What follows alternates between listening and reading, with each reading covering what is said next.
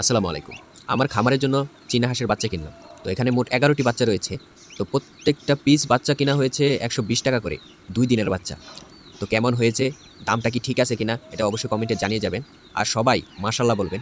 কারণ দেখতে কিন্তু মাশাআল্লাহ অনেক সুন্দর, কিউট। তো এখান থেকে কয়টি পুরুষ হবে, কয়টি মহিলা হবে এটা ঠিক আমার জানা নেই। তো যার কাছ থেকে কিনছি উনিও জানে না। তো এর জন্যই বেশি করে কিনা। আর এটা মূলত বাচ্চাগুলা ইনকিউবেটরে ফুটানো হয়নি। আর মুরগি দিয়েও ফুটানো হয়নি। চীনা হাঁস কিন্তু নিজে নিজেই ফুটায়। এটা কিন্তু একটা চীনা হাঁসের বৈশিষ্ট্য। যেমন দেশি হাঁস নিজে নিজে ফুটায় না। দেশি হাঁসের মতো আরও অনেক হাঁস আছে কিন্তু ওইগুলা নিজে নিজে ফুটায় না। এর মধ্যে থেকে আমার জানা মতে চীনা হাঁস, রাজাহাঁস এগুলো হাঁস হচ্ছে নিজে নিজে বাচ্চা ফুটায়। তো এর মধ্যে থেকে চীনা হাঁস হচ্ছে একদম শান্ত প্রজাতির একটি হাঁস, যেটা বেশি পানিতে যায় না। বাড়ির আশেপাশে আঙ্গিনায় থাকে। একটু শুকনো পছন্দ করে, মানে শুকনো জায়গায় থাকে আরকি। সপ্তাহে ১ বার, সপ্তাহে ২ বার এরকম গোসল করে আমার জানা মতে। আমি ঠিক জানি না। এই ১ম আমি চীনা হাঁসের বাচ্চা কিনলাম। তো আমার খামারে অলরেডি মুরগি রয়েছে, কবুতর আছে। এখন নতুনভাবে চীনা হাঁসের বাচ্চা তুলছি। এখন সামনে দেখা যাক আর কি তোলা যায়। তো এখানে ১১টি বাচ্চা রয়েছে। আমি যদি মনে হয় আরেকটু বেশি বাচ্চা হতো তাহলে খামারটা ভরা লাগতো। কিন্তু ১১টি বাচ্চা কিনছি, এখন ছোট দেখা যায়। আমার মনে হয় এগুলো যদি বড় হয় আমার বাড়িটা পুরো ভরে যাবে। তো আশা আছে এগুলো বড় করার। তো আমি দেখেন এখন খাবার দিয়েছি কি? চীনা হাঁসের বাচ্চা খাবার কি দিয়েছি? একদম ছোট তো। এখানে মিক্স আছে খুদ, আছে পোল্ট্রি, গুঁড়া পোল্ট্রি যেটা। তো পোল্ট্রিগুলো নিয়েছে ৳৭০, কিন্তু এটা আমার জানা নেই কত করে কিনে আনা হয়েছে। তো মূলত চীনা হাঁসের বাচ্চাগুলো আমার মার জন্য কিনে আনা হয়েছে। মানে আমি এরকম হাঁস পছন্দ করতাম না। তো মা অনেকদিন ধরে বলতেছে যে চীনা হাঁসের বাচ্চা, চীনা হাঁসের বাচ্চা। আশেপাশে অনেকেই পালন করতেছে। তো এটা দেখে আমি কই তাহলে কিনে দেই। তো কিনে দেওয়ার পরে এই খুশি হইল। তো দেখেন এই বাচ্চাগুলো মূলত ২ দিনের, হ্যাঁ? ২ দিনের বাচ্চা। আর আপনি একটা জিনিস বলে দেই, আপনারা যদি ইনকিউবেটরে ফুটানো বাচ্চা কিনেন, তাহলে হয় কি বাচ্চাগুলো ঐরকম শক্তপোক্ত থাকে না।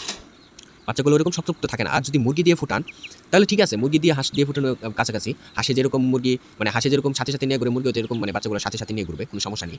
কিন্তু যদি ইনকিউবেটরে ফুটান, ওই বাচ্চাগুলোর যত্ন নিতে হয় অনেক বেশি। যেটা মানে হাঁস বা মুরগি দিয়ে ফুটালেও মানে ওইরকম যত্ন না নিলেও হয়। কারণ মুরগি যত্ন নেয়, তা দেয়। আর ইনকিউবেটরে ফুটালে লাইটের মাধ্যমে আলাদাভাবে বোর্ডিং করতে হয়। তো এর জন্য আমি মূলত বাজার থেকে কিনে নিই। আমার কাছ থেকে যদিও বাজার থেকে যদি আমি আনতাম, এটা ৳১০০ করে পিস রাখতে মানে কিনতে পারতাম। কিন্তু আ আমি আরও ৳২০ বাড়িয়ে আমি মানে বাড়ি থেকে নিছি। কারণ এখানে নিজে নিজে ফুটাইছে, যত্ন নেওয়া মানে সবকিছু ভালো।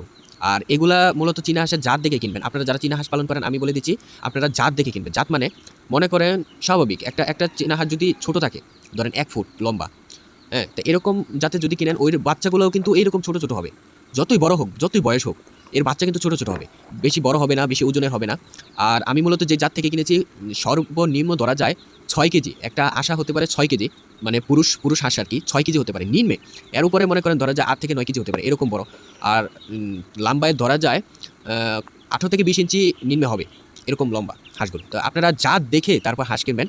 তাহলে আপনাদের খামারটাও মোটামুটি ভালো হবে, বা আপনারা পরবর্তীতে যখন বাচ্চা ফুটাবেন তখন বড়, বড় বাচ্চা হবে। তো এটা দেখে বুঝে কিনবেন। আর মূলত হাট থেকে না কিনে আপনারা চেষ্টা করবেন যেকোনো কিছু বাড়ি থেকে কেনার জন্য। মানে কৃষকের কাছ থেকে কেনার জন্য। তারা গৃহস্থ যারা নিজে নিজে বাচ্চা ফুটায়, বিক্রি করে।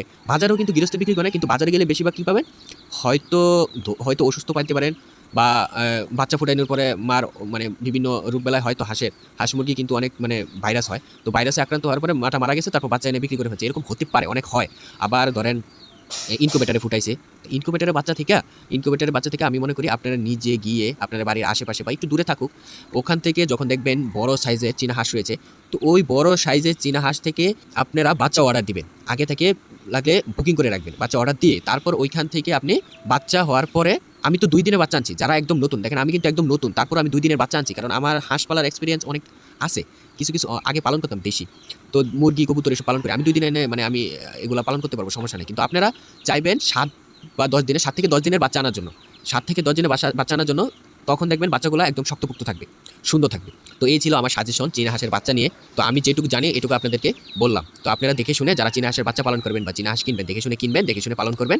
ইনশাআল্লাহ আপনাদের চীনা হাঁস সুন্দর হয়ে উঠবে।